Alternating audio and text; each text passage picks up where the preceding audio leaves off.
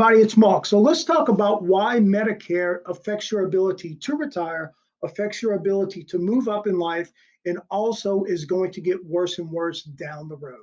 So let's take this in a logical order so you can follow along and see where we're going. So the first thing is right now we're talking about having to raise the debt limit in the United States. That's what Congress is kind of talking about.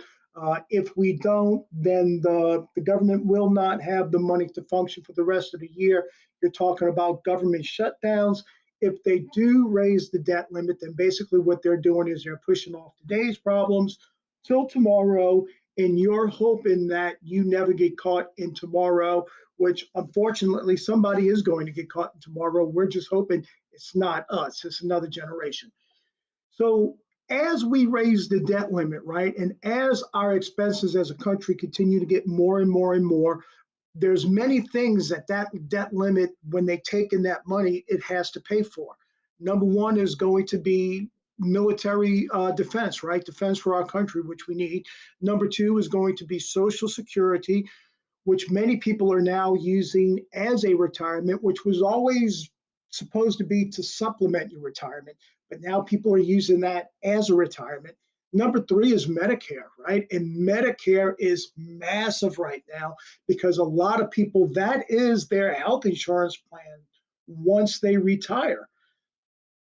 But the problem is the money might not be there in Medicare because you got to think of it as a pie, right? So we got military spending defense, we got Social Security, we got Medicare, we got money going to different countries, we got money going to different social programs, we got money going here, money going there, money going to everything we could think of. Everybody is putting their hands in the government's pocket trying to pull something out, right? Well, sooner or later, you're going to run out of pie. You just can't cut the pie in that many pieces. So what the United States does is every time they run out of pie, they just make a bigger pie. But you got to get the ingredients from somewhere, and sooner or later, those ingredients are going to run out.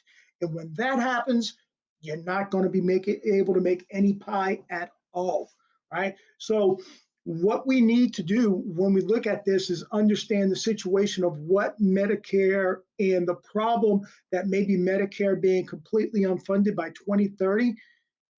Man, that is massive when you just think about how many people are on Medicare and how many people approaching the age of 65 are hoping to get on Medicare because they cannot afford the medical insurance that they're having to pay because every year it gets higher. You're starting to pay more and more for it. And when we sit down, when most advisors sit down and talk with families about the future and retirement, the number one concern that comes up is my medical and retirement.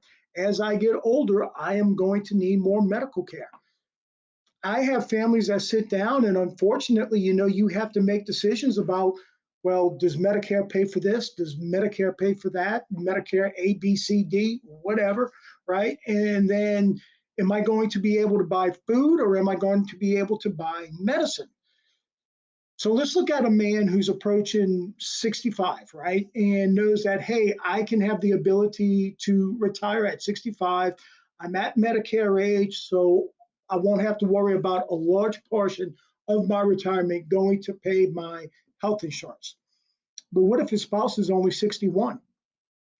Not qualified for Medicare, right? Going to have to go 4 more years. So now you're talking about you're going to have to keep that program that you can't afford for another 4 years just to be able to keep your spouse covered or your significant other covered, right? So now the retirement age goes from 65 to 69 minimum. And that's if you're ready to retire and have enough money to last you from 69 to 85, 86, whatever our life expectancy is.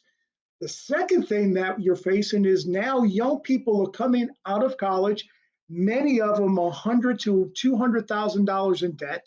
And we'll talk about that in a future video, the college scam, right? They're coming out $100,000 to $200,000 in debt, looking to get a job. And I'm sorry, $15 an hour is not going to pay off that debt and allow them to live and allow them to pay their bills and allow them to buy a house and allow them to do things that would put money back into the economy. So of course they're frustrated, right? Now, should we pay off their college bills and all that? No, I don't believe in that because number one, the country doesn't have the money to do that. I mean, you're talking about a large sum of money that the country wants to put out when we don't have enough money to function. Some things are going to have to be done, and we're going to have to take a long, hard look at that on what needs to be done. But that's a different conversation, and I'll trust me, I'll get into that in a couple of weeks, and I'll let you know when it happens. So now we have a situation where young people are coming into a work environment, can't get hired because why? Because people have to work longer for health insurance, for Medicare. If Medicare runs out, they're never going to be able to retire because they're always going to have to work to pay health care. So now what happens? Well, these younger people, eventually, when they do get hired into the workforce, now they're really in debt, right? So now they got a whole lot to pay back. So now what they have to do is they're going to have to work longer than the generation before them, right? It's kind of crazy. So what does that mean? Well, that means the younger generation, but younger than them, is not going to be able to get the jobs because they're going to be in the positions. Why? Because they can't afford to retire. So it's a big problem that the United States faces. Kicking the problem down the road is not the solution to it. The solution to it is facing it, right? The solution to it is going, you know what? I'm going to do something to solve the problem. I'm not going to kick it. I just want to stay in office long enough to get out with my retirement before this problem jumps up and bites us all in the ass, right? That's what we as a country have to stop saying. We have to say, no, no, no. We have to take care of the problem now if we want to help the younger generation.